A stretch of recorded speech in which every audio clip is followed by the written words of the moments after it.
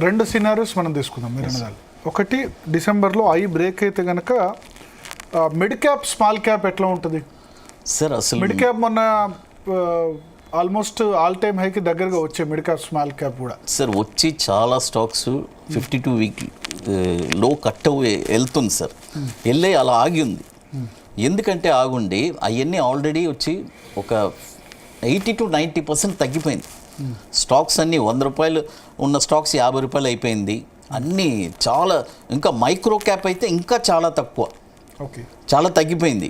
మీ ఉద్దేశంలో ఇప్పుడు ఏంటి, నిఫ్టీ 50లో ఉండాలా, నెక్స్ట్ 50లో ఉండాలా, లేకపోతే మిడ్ క్యాప్ స్మాల్ క్యాప్స్ తీసుకోవాలా? ఇప్పుడు ఏది రైట్ టైం సార్?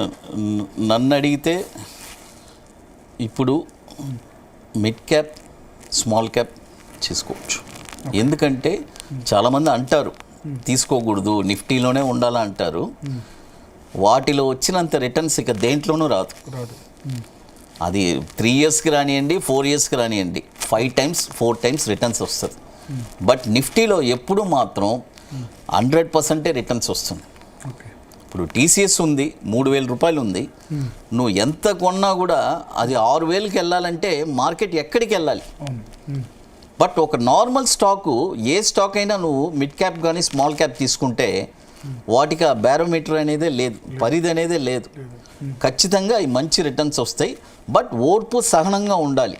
నేనేమంటానంటే 100% దాంట్లోనే పెట్టబాకండి.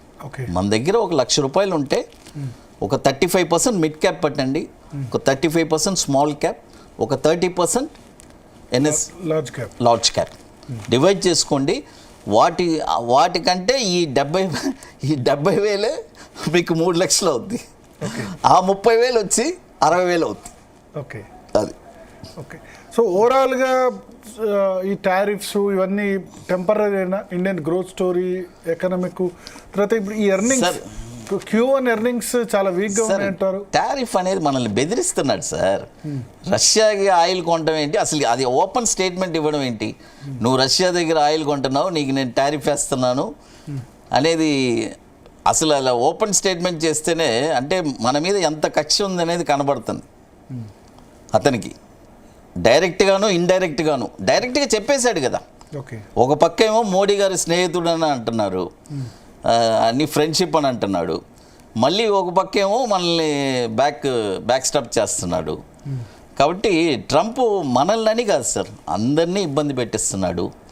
అతను ఉన్నంత వరకు ఈ 4 years ఆ పెయిన్ అనేది అనుభవించాల్సింది, తప్పదు. టారిఫ్స్ ఎత్తేస్తాడా? అవసరమైతే 0 చేసేస్తాడు. ఇప్పుడు ఎందుకంటే 27 ఇప్పుడు మైండ్ చెప్పేది ఆగస్ట్ 27 నుంచి 50% ఇంప్లిమెంట్ కాబోతుంది. అవును, చేస్తాడు సార్. అతని పని ఏంటంటే భయపెట్టడం. భయం పులి వస్తుంది. ఎందుకంటే వాళ్ళ ఎకనామీ బాగా స్ట్రాంగ్గా ఉంది. అందరికంటే వాళ్ళది వచ్చి 50 trillion మార్కెట్. అంటే ప్రపంచంలోనే పెద్ద స్టాక్ మార్కెట్ కానీ వాళ్ళ ఎకనామిక్ కానీ ఎంతో, వాళ్ళని ఎవ్వరూ దీటుకోలేరు. కాబట్టి అది వాళ్ళ ధీమా. డెఫినెట్గా మనోళ్ళు వెళ్ళి మళ్ళీ మాట్లాడి సార్ కాంప్రమైజ్ ఏదో ఒక చోట అవ్వాలి కదా. ఇప్పుడు ప్రజలకి ఎఫెక్ట్ అవ్వకూడదు. పాయింట్ చూడండి, ఇప్పుడు రీసెంట్గా కూడా ఈ రొయ్యల చెరువు వాళ్ళు రీసెంట్గా కూడా మనం చూసాము. వాళ్ళందరూ ఎంతో ఈ ఇంపోర్ట్స్ ఇప్పుడు చేయలేకపోతున్నారు కదా, మొత్తం ఆపేశారు కదా. టోటల్గా ఆపేశారు ఇప్పుడు. కంప్లీట్గా లాసు. ఎందుకంటే వాళ్ళకి వ్యాపారం జరగట్లేదు. ఇలాంటివన్నీ కూడా ఎన్నో మనకి ఇండైరెక్ట్గా మనకి. బట్ మోడీ గారు ఈ రోజు నుంచి పోస్టల్ ఇది స్టాప్ చేశారు.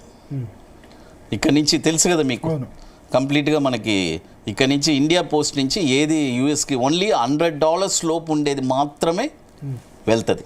మిగతా పెద్ద పార్సల్స్ కానీ ఏది వెళ్ళడానికి లేదు. ఇవన్నీ వాళ్ళకి చిన్నది. వాళ్ళని మనం ఏం చేయలేం. సంథింగ్ మనం టాక్స్ మాట్లాడి మనం ఒక కాంప్రమైజ్కి మనం కూడా వెళ్ళాలి. ఎందుకంటే అలా అమాంతంగా పెంచుకుంటూ వెళ్తే ఎఫెక్ట్ వచ్చి మనకే కదా సార్. సార్ ఎంత చేసినా కూడా ఒక బిజినెస్ అనేది ఎలా చెప్పాలంటే స్మూత్గా వెళ్ళాలి.